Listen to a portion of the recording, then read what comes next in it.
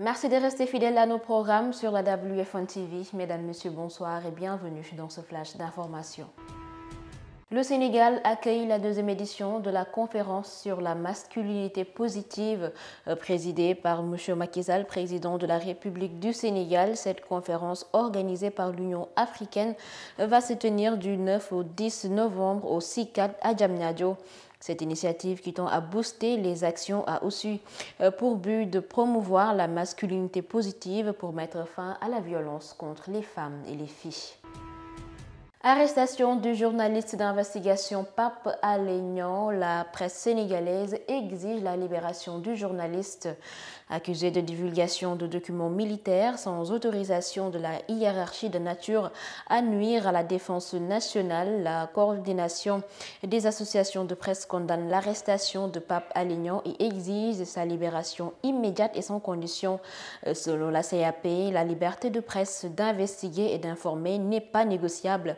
Ainsi donc, la coordination des associations de presse appelle les défenseurs des libertés à se mobiliser et à faire face aux tentatives d'intimidation et de musulmans de la presse.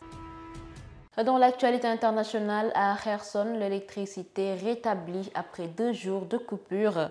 Cette ville située dans le sud de l'Ukraine a été privée d'eau et d'électricité après des frappes dont Moscou et Kiev se sont accusés mutuellement. Ainsi donc, l'électricité a été rétablie dans la ville après 2 jours de coupure.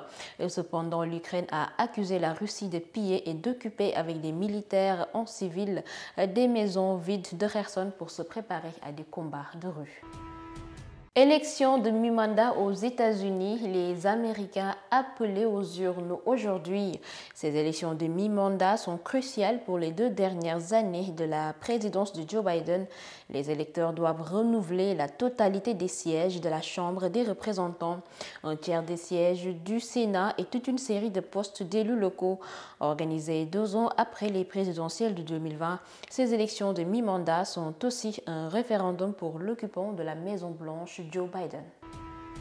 En sport, handball CAN 2022, le drapeau national sera remis aux Lyon ce mardi. La 25e édition de la CAN féminine de handball va démarrer ce jeudi 9 novembre au Dakar Arena. Le ministre des Sports, Yankhoba Diattara, va remettre le drapeau national aux Lyon qui devront jouer le match d'ouverture contre les Malgaches juste après la cérémonie d'ouverture de la CAN prévue le même jour à 17 h. En football, Idrissa Gana Gueye révèle enfin les raisons de son retour en Angleterre. L'international sénégalais a expliqué son choix d'avoir préféré retourner en Angleterre plutôt que de continuer au Paris Saint-Germain. Le milieu de terrain sénégalais estime qu'il y avait certes d'autres opportunités, mais il a préféré de toutes les refuser et d'accepter la proposition d'Everton qui représente pour lui sa maison et qu'il ne saurait dire non aux Toffees d'Everton. C'est la page sport qui met fin à ce flash d'information. Merci de l'avoir suivi. Nos programmes se poursuivent sur womenfirst.tv.com, disponible sur application mobile. Bonne soirée en compagnie de nos programmes.